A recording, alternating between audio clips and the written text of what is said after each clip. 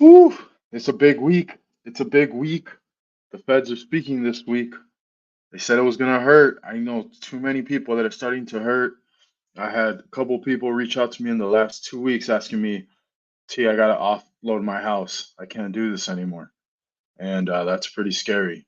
It's pretty scary to think that people are starting to lose their houses. And I've seen houses actually undervalued, meaning and they bought their house at 400,000 and I went to go check the equity position, see if we can just sell it. And they lost money. So, I'm not a financial advisor, but I was like, dude, you may as well just fucking squat, just stay in your house until they kick you the fuck out. Because right now it's just too hard. But anyways, here's the rates.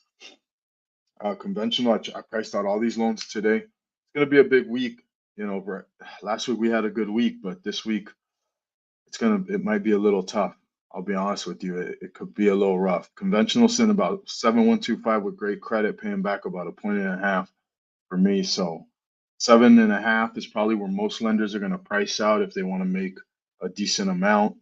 VA FHA 625, and then there's another mortgage coupon if they have dicey credit at 6.75. So if your credit scores under like 640, we're probably pricing out at 6.75. Mobile home in parks 9 to 11, that's not changing. Hard money's not changing 10 to 12. HELOCs are sitting at about 10 to 11. I'm pushing out a HELOC today. It's going to be about 15%. So it's going to be a little rough. Land loans 11 to 12%. That's just across the board. I-10 sent 9 to 11.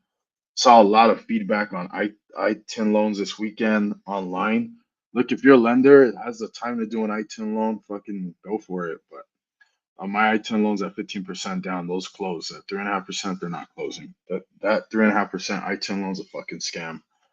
And the VOE only loans, this is a new product we're just launching. We've been working with uh, one of the lenders. We have one in escrow right now for a VOE only loan. That's a really great product, and it's that simple. We get a VOE from an employer. We don't require pay stubs, W-2s, anything. We just, hey, do they work there? How much do they make? And that's it. It's really opened up opportunities for quite a few individuals. So we got our first one under contract in escrow, and we got a couple others out looking. Of course, my stated income loan that's just killer right there. We opened up escrow this morning on one of those, and it's amazing. I'm super excited. So really, this week on Wednesday is going to be a key day because the feds are releasing their minutes. I believe that they're gonna they should start some quantitative easing because a lot of the credit limits are just way too high and people aren't spending money. So once the credit limits tap out, inflation's going to come down rapidly. If you remove for auto insurance and housing, inflation is sitting somewhere around 0.5%.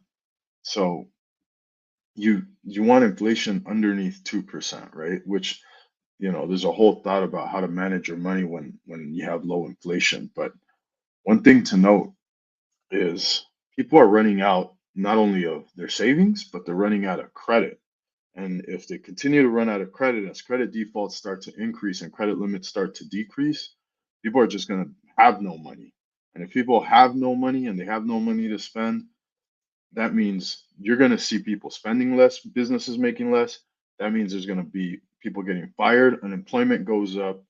And although this is all negative for the financial sector, for the mortgage and real estate market, it's a great thing because then rates start to plummet. And that's what the feds are waiting for to anticipate to be able to lower rates. We're probably not going to see inflation down to where we need it to because cost of energy is too high, transportation's too high, housing's too high, and the stuff they're doing in the insurance market is insane. It's absolutely insane.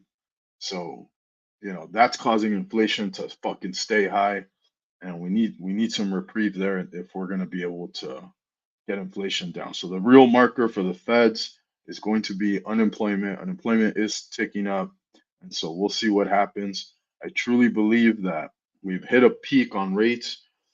The cost of the rates are kind of fluctuating. We're really teeter-tottering between a 50 and 100-day moving average. If we can break through the 100-day moving average like we did last week, we're going to be in a good run. If we break below the 50-day moving average, grab on. You'll see my next rates going to 6.75. But that's where we're at. I hope you guys have an amazing week and be on the lookout. I'm dropping FHA breakdown videos later this week.